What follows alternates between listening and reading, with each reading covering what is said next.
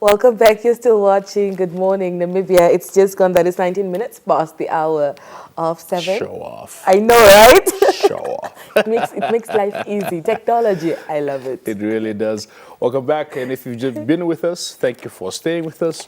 We are heading into the second hour of things, and of course, this hour is a very special hour as we bring you some events from outside of studio. Of course, we are crossing to a local hotel here where one of the biggest summits are or is expected to officially kick off today, commenced yesterday, where we'll see the official opening today. Yeah. That's right. Now, this is the Global African Hydrogen Summit 2024. Our very own co-presenter right here on Good Morning Namibia, Denver Kisting, is finding himself at the summit, and he is ready and on standby to bring us interviews and content of also what is happening that side. Denver, good morning, and it's over to you. Thank you so much, Ndishishi. Thank you, Dapewa.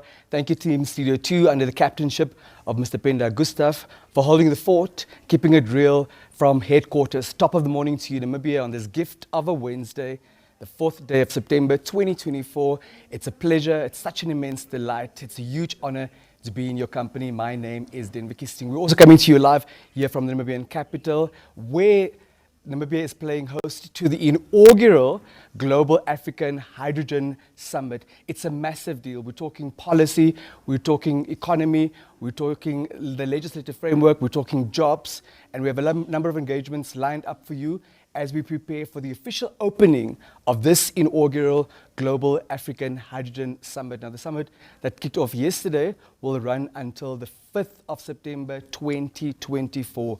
As far as Good Morning Namibia is concerned, until about 8 o'clock, we have a number of intriguing and interesting engagements lined up for you.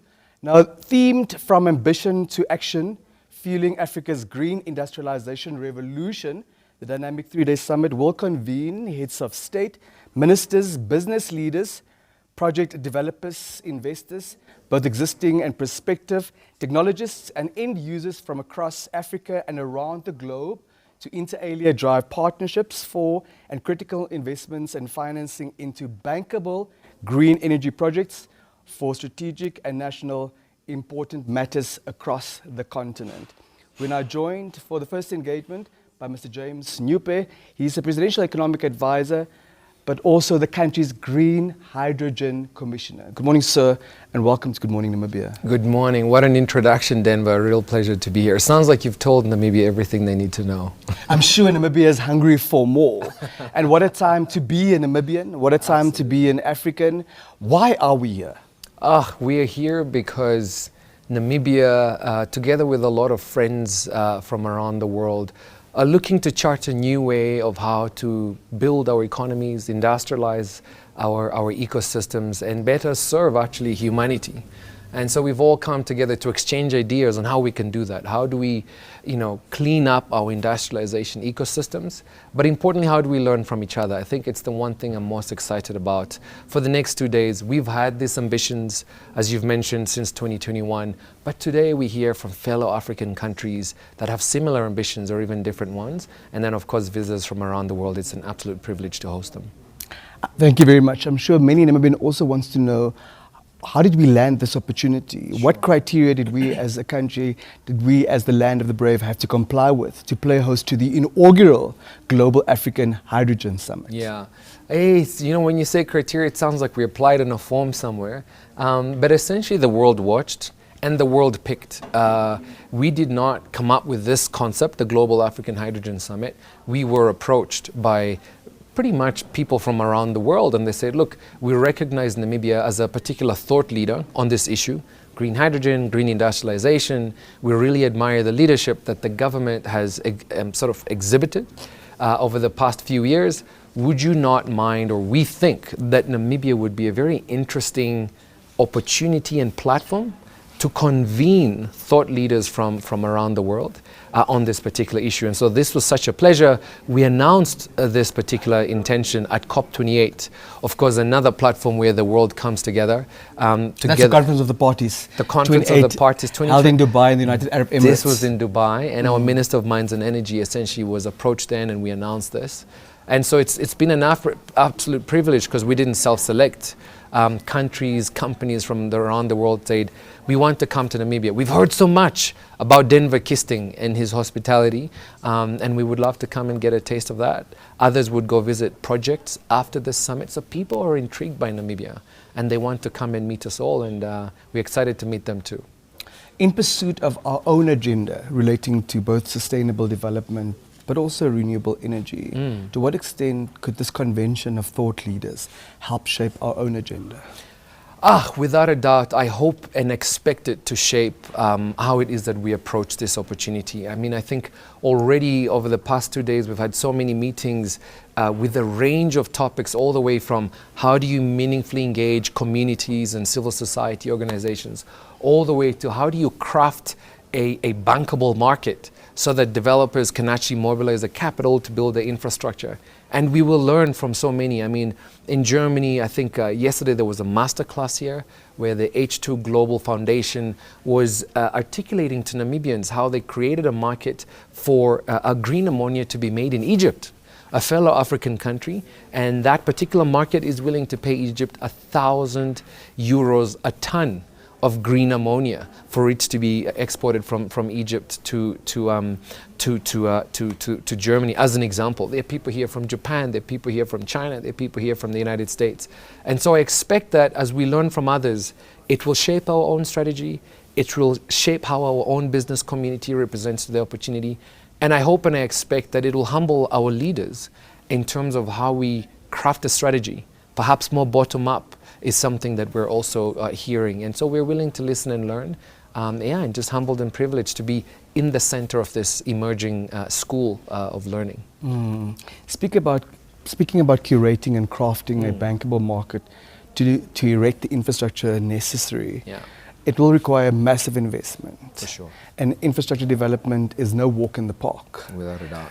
Earlier this week, during a Africa-Germany hydrogen engagement hosted by the University of Namibia, particularly the Green Hydrogen Research Institute, we heard that despite being excellent welders, we need to up our game in the art and science of welding if we are to erect the infrastructure necessary and needed for a project of this magnitude, of this scope. Correct. Talk to us about infrastructure development. You know, when we think about infrastructure in Namibia, I think sometimes we will quickly converge to the hard infrastructure, to the ports, the pipelines, the desalination plants, the transmission lines, the housing. But actually, infrastructure can be soft and hard. And just from a welding perspective, hydrogen pipelines have a very different characteristic and robust nature compared to just a normal water pipeline, for example. The hydrogen molecule is very small, and so it can easily, escape through a corroded pipeline. So when Which we should avoid at all costs. 100%. Yeah. And so when you're welding a pipeline, a hydrogen pipeline, you need a very different skill set, or at least an advanced skill set to what we have. Is there an opportunity for you to upskill? Absolutely. You can upskill from a normal pipeline way, and those are the opportunities we want to bring home. But on the soft infrastructure side, let's think of policy. Let's think of standards and certifications.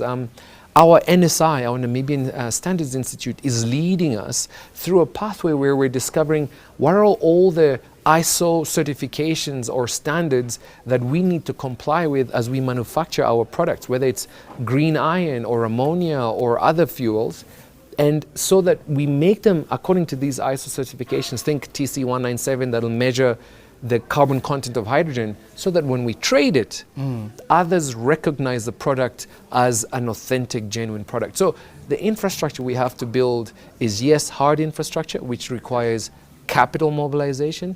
Importantly, Denver, I'm also learning it requires a community to give you permission to build that infrastructure, right? And on the other side, we require the NSI, but we also require researchers and students to talk to the NSI, both from Namibia and from abroad, in terms of what's needed. So what a dynamic ecosystem, but it is a choice we made not today, not in 2021, it is a choice we made in 2004, when we decided as a country that we wanted to become an industrialized nation. Industrialized nations are nations that trade. They're nations that form partnership. They're nations that form maritime corridors. And so we are trying our best to realize essentially the promise that we made to our people in Vision 2030 back in 2004. This is nothing new for us. You just touched on an important part of the heart of the matter. We need consent. We need authorization from the community to erect the infrastructure. Why is the buy-in of the community non-negotiable? Look, let us look at that fundamentally. Our people elect, for example, our government, right? That in itself is consent from a community to govern, to lead. In 2004, when we came up with Vision 2030, that concept was brought about by a government, a founding cabinet that got elected, right, by an independent Namibia. So in theory, we got permission there. But every 5-year cycles, you need to keep on getting permission to govern. We're about to go into such a cycle now, where this is an idea and a suggestion from government, from the world to the Namibian people. They need to accept it.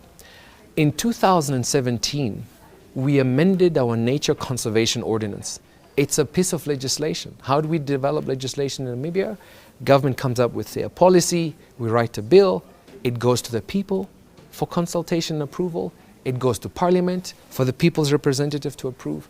In that bill, it's very important, Section 17(2)(k), very important, I think Namibians need to look at it. In Section 17(2)(k) of the Nature Conservation Ordinance, the minister got permission from the people to look at the viability of erecting renewable energy assets in our national parks to combat climate change or to provide those national parks with electricity. We got that permission. We are merely trying to advance that permission, for example, to say, could we do that in the Tsau-Kaheb? But we still have to renew that permission. I wish we had the entire day to unpack these critically important matters. That's but we also certainly do not want to preempt the summit. Of course. Yeah, we want to listen to you later today as well. We certainly want to listen to the acting president of the Republic of Namibia, Her Excellency Netumbo Nandi Ndaitwah, will officiate at the event. So as we wrap up our conversation this morning, briefly talk to us about the investment opportunities for Namibia that are present at this very summit. At this very summit, and I don't want to preempt all the announcements. I mean, we can start with today at 3:30. We can end with the 5th of September at 5 o'clock. There will be lots of announcements from very interested investors who are saying, I've chosen Namibia as my home. This is my project. This is a new project that's coming. So there are investors here from around the world, some who are already invested in Namibia, others who want to come. Importantly, Denver, there will be investors here from Mauritania, from Morocco, from Kenya, who are deploying capital in similar industries. I don't want Namibia to just focus on whom can we attract. They should also listen, whom is invested in Africa? And what are they finding there? And how can we also give them something interesting here? So there will be capital deployers here from banks, original equipment manufacturers who want to build factories in Namibia, developers of projects, off-takers. All of them will be here. There are more than 700 delegates, and I hear more than 2,000 people are expected to pass through these halls. What an exciting time to be a Namibian. Let's listen. I think one of the big things for me as Namibia, we don't have to say it all for this summit. We can also listen, maybe twice as much as we speak. I'm very, very keen to learn, and I hope so are the Namibian people. Thank you so much for your time. Thank you for your service to the Namibian nation. Denver, always a pleasure to be with you, and I look forward to more conversations. Thank you. Mr. James Mnyupe is the Presidential Economic Advisor and the country's Green Hydrogen Commissioner, talking to us about the inaugural Global African Hydrogen Summit currently underway in the Namibian capital. We'll be back with more conversations after a brief break. Keep it locked here on NBC One or on the NBC Plus application.